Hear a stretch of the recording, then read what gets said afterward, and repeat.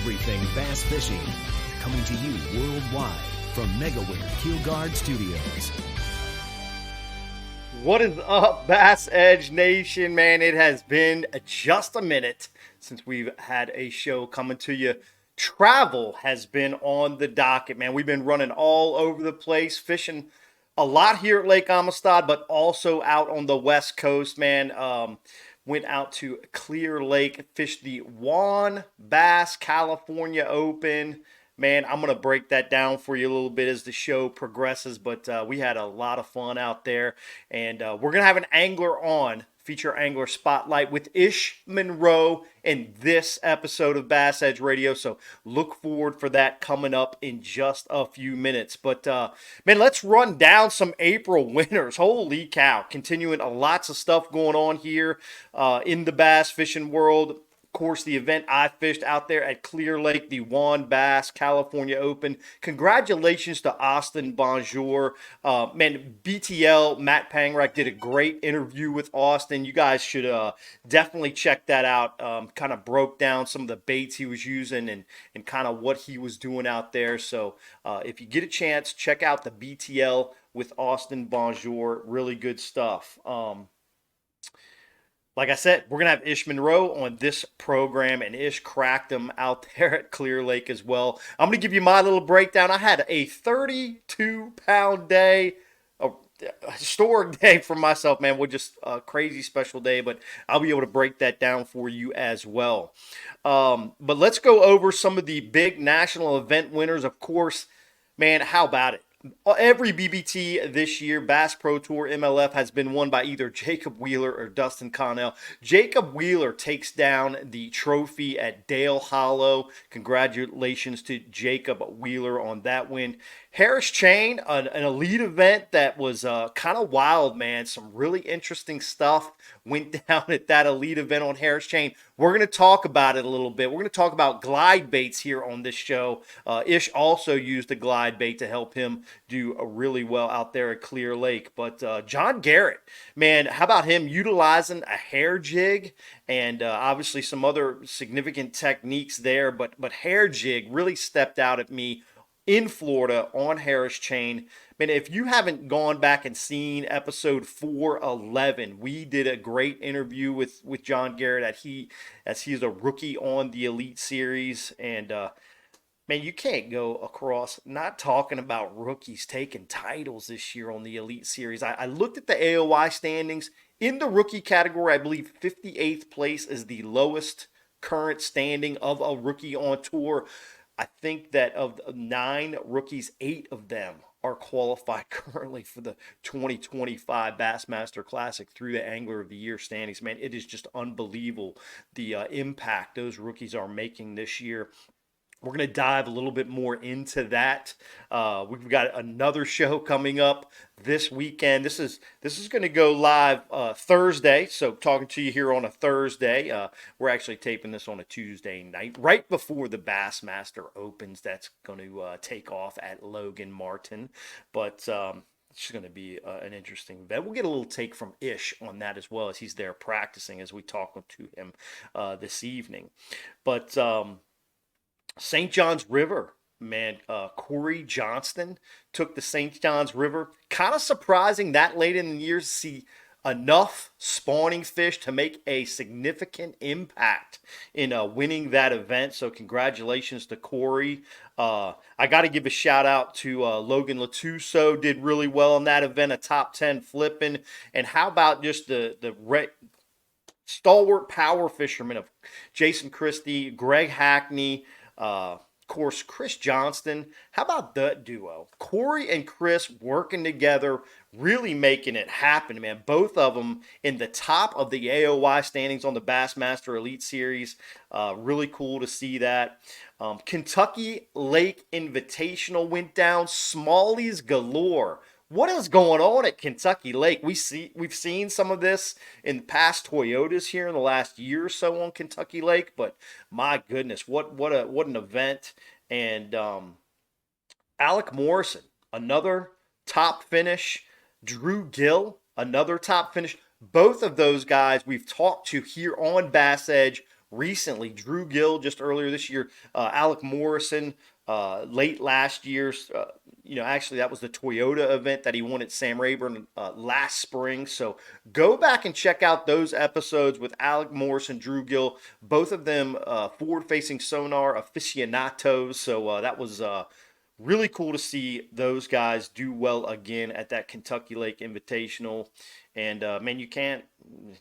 Dakota Ebear, another top 10. What the heck is going on with Dakota? Just can't stop, won't stop. One of those deals. So really, really great to see. But man, that's been kind of the breakdown of the April winners. Going on right now, the Eufaula Bass Pro Tour. A rookie leads that tournament on Group A, day one. Guy from Indiana. Sorry, his name escapes me, but if he wins, we're going to talk about that coming up more in the future. That event does not actually boil down until this Sunday, so be sure you check that out. Going on right now at Lake Eufaula in Alabama, or excuse me, Lake Eufaula in Oklahoma. And man, the conditions there is just crazy. They had some major flooding, lots of things going on with that situation, but it's kind of changed the fishing a whole lot over the last couple days. Practice period's really tough, so really is going to bring out the instincts for those anglers out there at Lake Eufaula in Oklahoma. Some other events that are coming up real quick, and we'll talk about more of these as things progress, but the Toyota at Chickamauga, you got this weekend a Toyota series at Lake Havasu, and of course, just about, 5 days away, you got the Elite Series on Lake Murray. We'll talk about all of those coming up in an episode. We're going to bring back Hellabass with Rich Lindgren in the next episode that we will be providing this weekend. Probably going to launch it on Sunday. We're going to tape it as this Bass Open kind of wraps up. So should be cool. Cool things going on.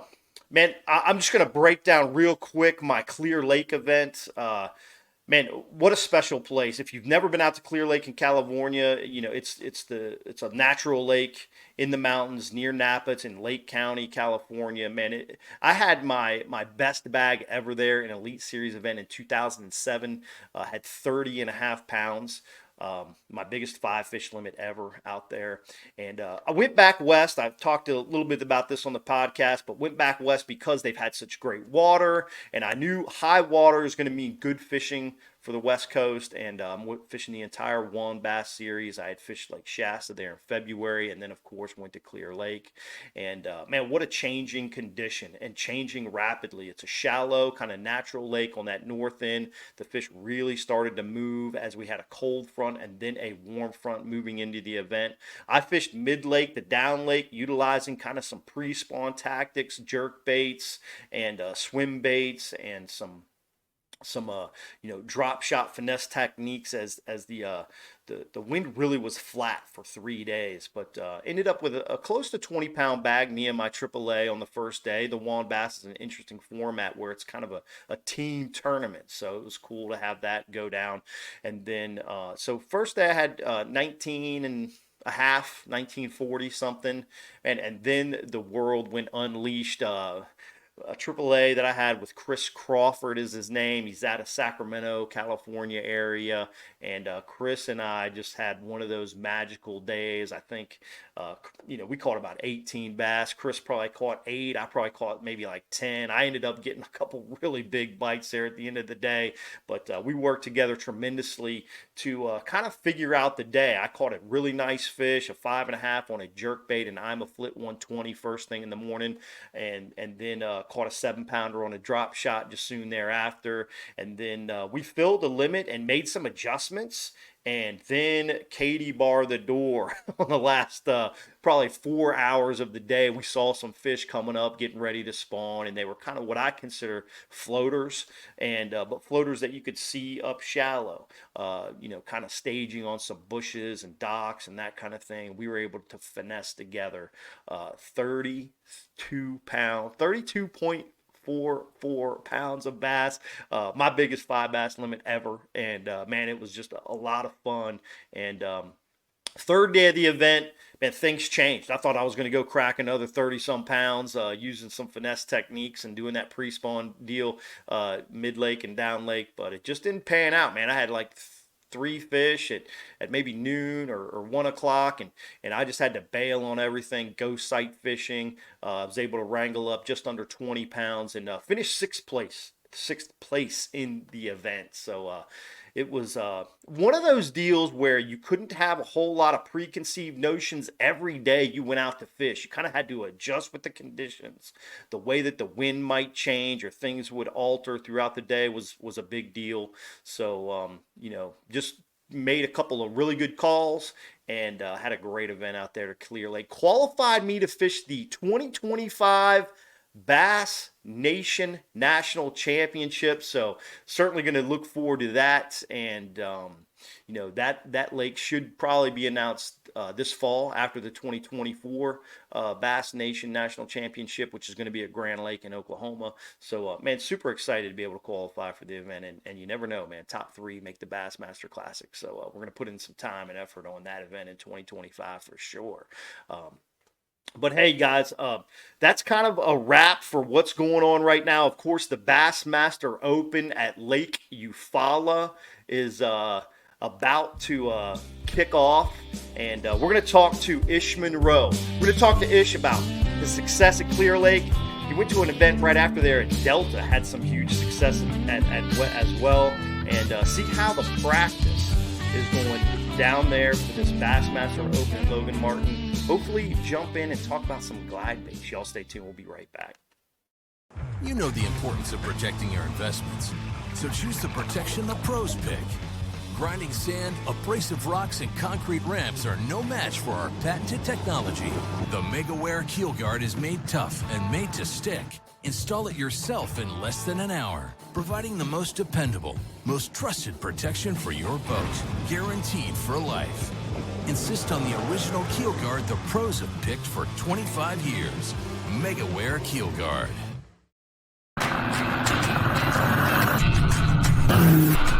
Since 1971, Basscat Boats has innovated, persistently thinking outside the box, never abandoning their roots or the commitment to quality through their process. Clearly visible in the new Puma STS, their design and development continues to evolve, improving performance, enhancing the angler's experience, and broadening the appeal of the sport they have dedicated their lives to. Basscat Boats. Feel the rush. All right, here we go. Welcome back, Bass Edge Nation. What up? We're going to have the man, Ish Monroe, going to join us right here in a couple minutes from Alabama. Lake Logan Martin Bassmaster Open coming up. Y'all, you won't miss this. Stay tuned right here. We're going to have Ish Monroe right here in the show. Folks, here he is on Bass Edge as promised. The busiest man absolutely in bass fishing, Ish Monroe. Ish, thank you so much for joining us here on Bass Edge Radio. Glad to be here. Awesome, man. Well, I know that you're in Alabama right after you just fished some wild schedule out west in California. Let's break it down, man. I know you're getting ready for the Bass Open there at Logan Martin. Today, I believe, your first day on the water. How's it looking out there at Logan Martin? It's a little tough. I mean, the water's hot and the water's still rising, and I don't think the fish have settled in yet to either a summer pattern or they're kind of thrown off their spring pattern.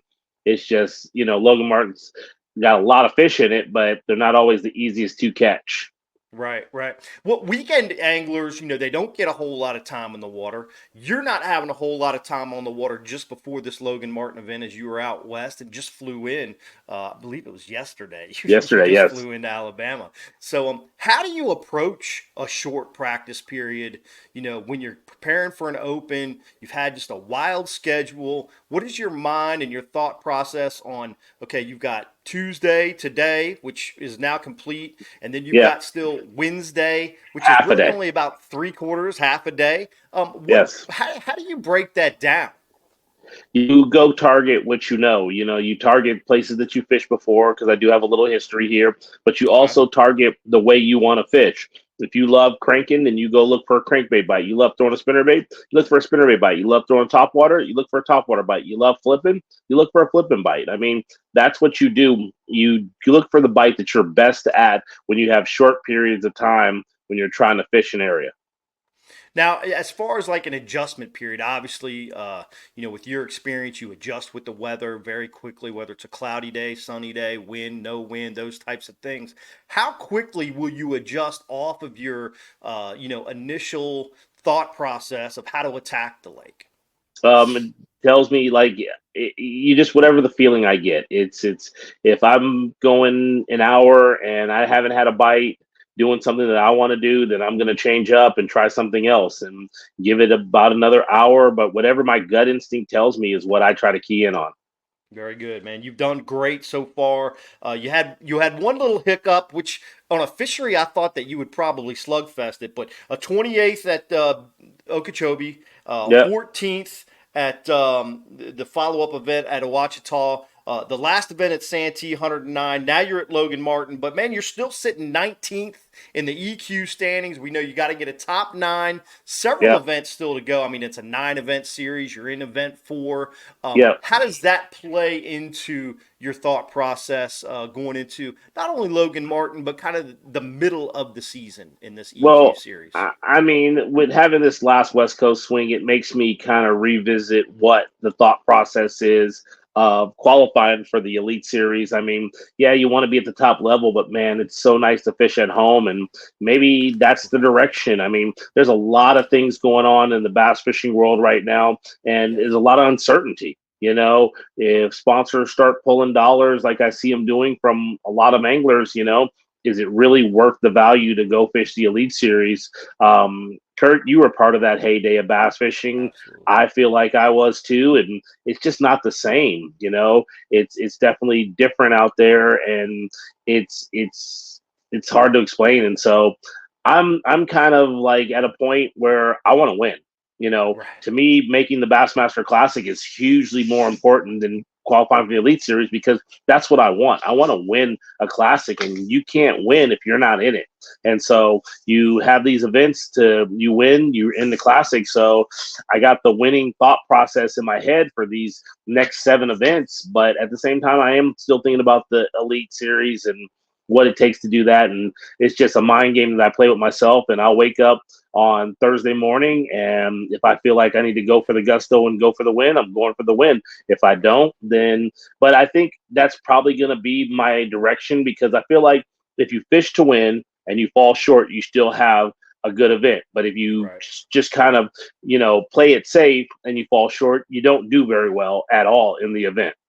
Right, right. That's a fantastic mentality. One I know you've lived for a long time. I remember the Elite Series you won on Okeechobee and on live you were talking to Mark Zona and you said, Zona, I like to catch big fish. I want to throw big line. I want to do my thing ish way. And Yeah. dude, let's just break it down. That West Coast swing that you just had. I know not as many eyeballs are on the West Coast, but let's first break down the event that I fished with you or against you over at Clear Lake. Man, the let's talk about that one first and kind of Oh, that break it was a down. phenomenal, Man, phenomenal event. unbelievable. You did a great Instagram video. If you haven't seen Ish's IG, he talks about every way he breaks down all the tournaments that he's having such great success. And recently, since the Santee, scratch the Santee event this year, you've been killing it, bro. So, Yeah. I mean, you just been just doing so fantastic, and it's fun to watch and great to see because you're doing it Ish's way. And Yeah. let's You talk know, about Clear Lake real quick. oh, Ish's way, a 32 plus pound bag. I was lucky enough to have a 32 30 pound pound. bag. You had one too? Yeah, That's exactly. Me crazy. too. You jump out of nowhere into the spotlight with a big bag like that. But for me, it was all about the sight fish bite, and Okay. and because I knew it was going to get better and better every day. I actually spent multiple days practicing on Clear Lake and saw what was coming. And I've always known that when they go to beds in a lot of different places.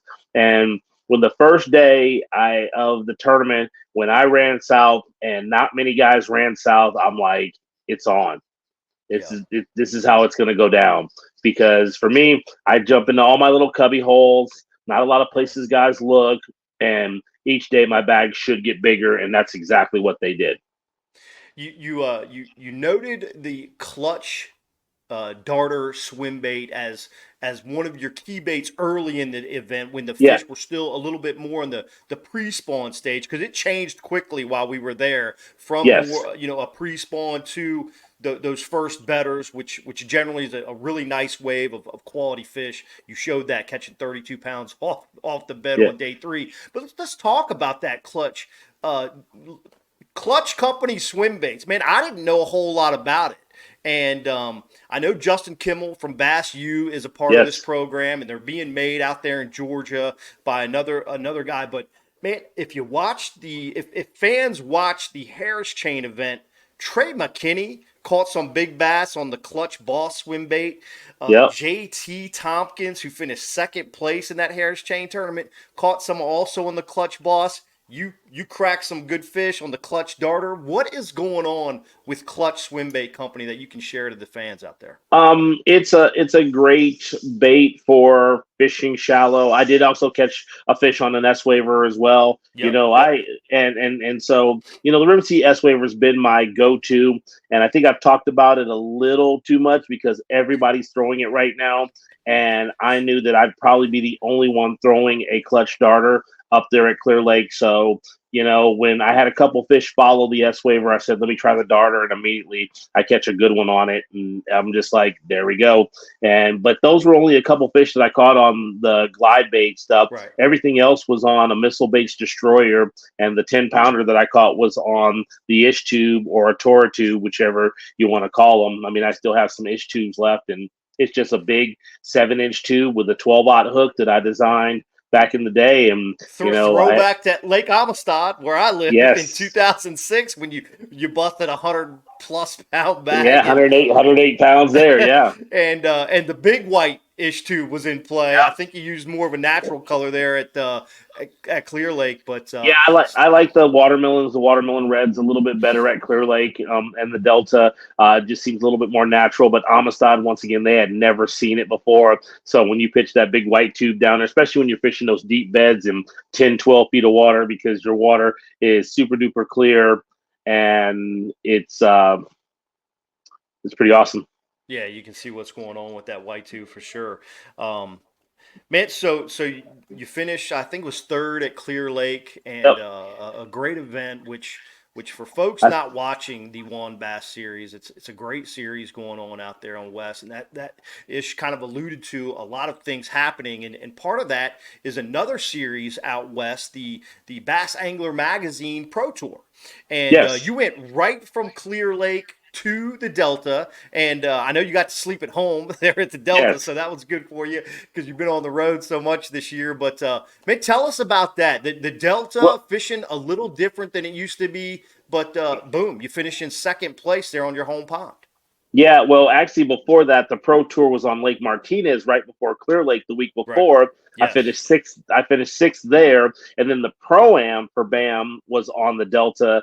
And yeah, I mean, I rolled into the Delta a couple days of practice, checked a lot of my old stuff, hadn't been on the Delta all year long, and kind of went into a spot that I figured that they were going to be at, and not a lot of people. It's one of my little secret cubby holes that my team partner and I fish during Wednesday nighters, and right. I caught a 10-pounder on that spot last year, and so probably one of the most explosive bites I've ever had. I was actually waking a chatterbait, and this thing comes unglued on him, and when he had it choked down its gullet when he ate it. And so I ran over there, and they were just biting, and it was just another solid event. Weighed 17 the first day, 18 the second day, and 22 the last day to give them a little scare for the win, but came up a little short, and now I'm here at Logan Martin. Yeah, man. Another great event. And I want to mention, Ish put 10-pounder Ish, and that's because you've weighed 2 10-pounders already this year in tournament competition, Yes. and we're not even freaking in May. We're just entering the month of May. Tomorrow's May. Yeah, exactly. No, it's been a phenomenal year. Anytime you catch 1 10-pounder, it's really good, but catch 2 double-digit fish this year is pretty amazing. And I'm still looking forward to getting some more time up at Clear Lake. We've got a lot more events up there. I've got some TOCs up there. And then I've got all summer, and with all the water we've gotten, fishing's going to be fantastic. Right. Let's talk. I know you love the frogfish. Maybe that was part of your game plan here recently at the Delta. It could be part of your game plan there at Logan Martin. It's kind of Could that be. time of Could, year. could be. Absolutely. And what does it take for guys and anglers to understand what gets the frog bite going in the springtime? When a lot of times you don't really see the frog come out of the box till late, but you're really good at bringing it out of the box early in the year and catching some really quality fish on the frog, which a frog always catches quality fish. Yeah, But it's a what's the pre-spawn deal. key? Yeah. What's the Pre-spawn. key It for that? starts in the pre-spawn, fishing it slow, putting it in places. The frog is a bait you can put in places that you can't get a lot of other baits, and that's what I key in on. You can skip it back way back in those pockets, places that you can't even get your boat in to see those bed fish, but those are the fish that are so excited to eat even or protect that they're going to blow up and eat the frog. Right. Do you feel like this?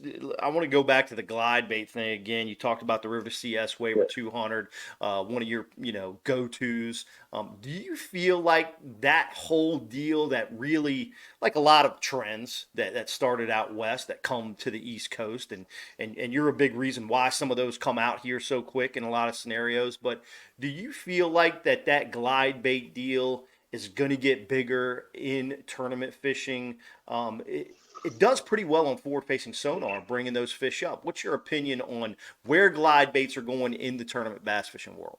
Well, I mean, I really can't say that I think it's going to be trending only because we have a lot more anglers and the pressure and glide baits will show you a lot of big fish, but catching them sometimes the weather's got to be just right. The conditions have to be perfect for them to really eat it. Okay. And so guys that want to go get out there, throw the S waver, maybe throw a clutch darter. What are some good follow baits that you like to utilize when you see followers that come up on some of these baits, which are typically better than I, average bass? I don't have one. I don't have a follow up bait. I'll throw a different glide bait and try to trigger them. The S waver, I can get it to do a 180-degree turn by snapping the rod, and I've actually watched them where they've run into the fish and hit the fish in the head with it, and then they'll trigger in striking it because they get mad at it. Right. Gotcha. All right. I want to highlight too that you're out there on the videos with Andrew Upshaw. Yes. Matt Pangrack and Yeah. and Todd I think Castledine. Castledine joins you out there. Todd Castledine from Texas. How you doing on your fantasy team? What's going on with that thing? And where's your picks going? And the reason why I say this, I'm going to talk a little bit more about this in my next episode before the next elite event at Lake Murray. But I'm in 44th overall. Wow, you're doing fantastic. You must be picking those live scope and the new guys, picking all the rookies, aren't you?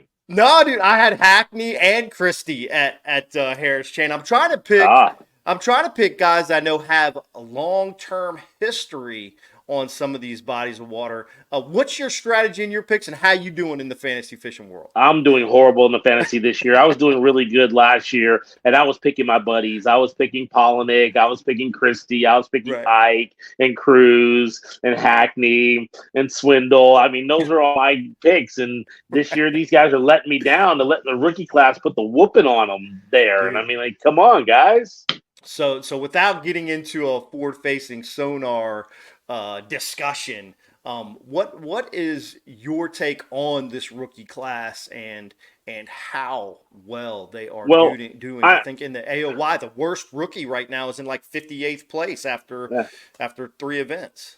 Yeah, I'm not 100% for it, but I'm not 100% against it. I think it's a tool, and I think that I want everybody to have an Lowrance Active Target on their boat, 2 of them if they like, maybe 3. I think we'll get conditioned to it at some point, and Like the A-rig kind of thing. Like the A-rig and everything else. Yeah.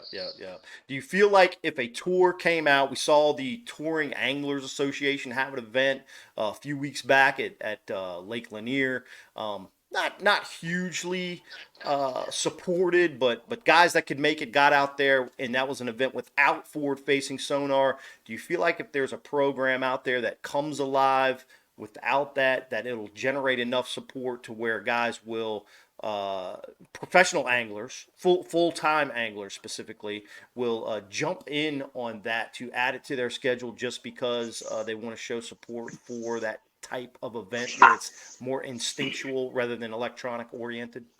I mean, I honestly, I don't think that's the reason. I just think that a lot of guys are looking at the signs of the times and how things are changing with sponsorships and gas prices and everything else, and that's why they're really not fishing. I mean, we saw that event, and they didn't get even close to the amount of boats that they thought that they were going to have. You know, and me, I would have supported it, but I had West Coast events that Sure. I was going to fish, and you know.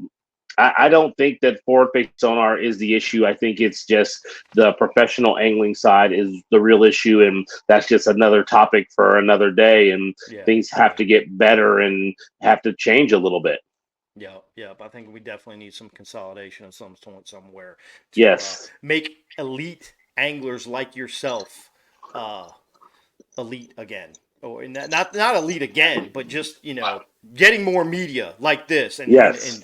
Yes. showing more Definitely. people how to fish. So, Yes. Ish, man, I appreciate you taking it. I know that your No travel problem. schedule's crazy, and man, I wish you the best of luck out there, Logan Martin. Do you have any final words for Bass Edge Nation guys that love to hear what's going on in Ish's world? Hey, just check me out on Instagram and Facebook, and follow me on the Bass Opens, and check me out on the BAM Pro Tour, and you might see me just like with you on the Juan Bass again. Awesome, man. Well, best of luck at Logan Martin Ish. We will see you again shortly. Take care. Have a great day. Thanks. All right. Come on, man, let's roll.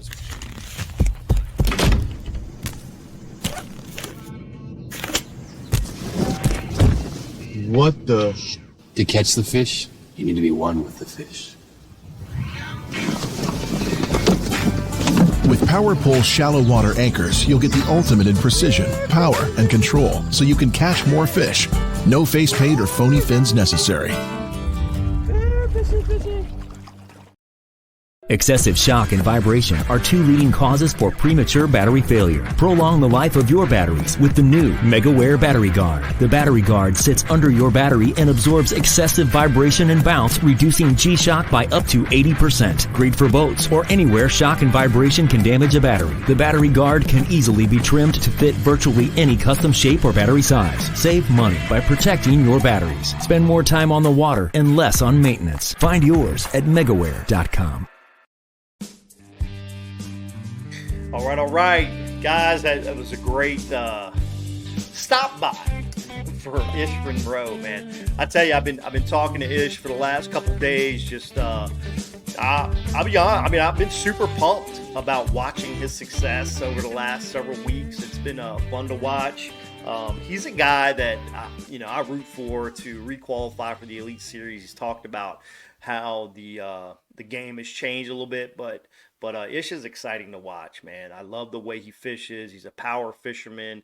He mentioned he'll use some forward facing and use it as part of his acumen to adjust for certain events where that strategy is maybe conditioned to have a better event, but he's still a braid guy, frog guy, flipping guy, swim bait guy, sight fishing guy. So it's cool to watch, and he's always fun to talk to. Love to get his insights on the game and how he's going to break it down. Interesting how if he doesn't have a long practice period, that he's going to go out and do what Ish does.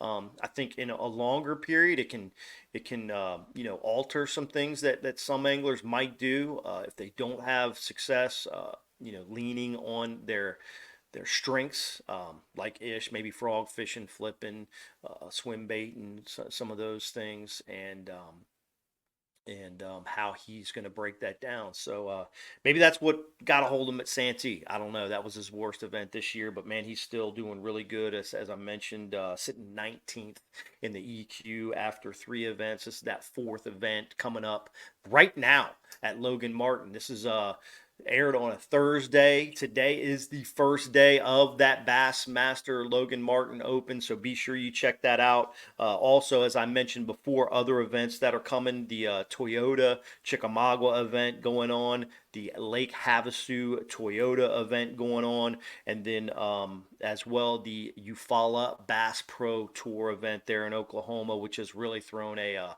wrench into how those anglers thought this lake might fish. They had huge storms, big flooding. Lake came up about 4 foot in a matter of a 2-day period, so it's going to be fun to see how that boils down. But as of right now, Thursday, they're in day 3 of that event, and it'll conclude on May 5th. Rich Lindgren and I, Hellabass, he's been a guest on the show several times. I know we get some great feedback when he's on that we can banter, and we're going to break down more of the events that went on in April, more events that are going on right now, and you can look for that show. That's probably going to pop on Sunday or Monday.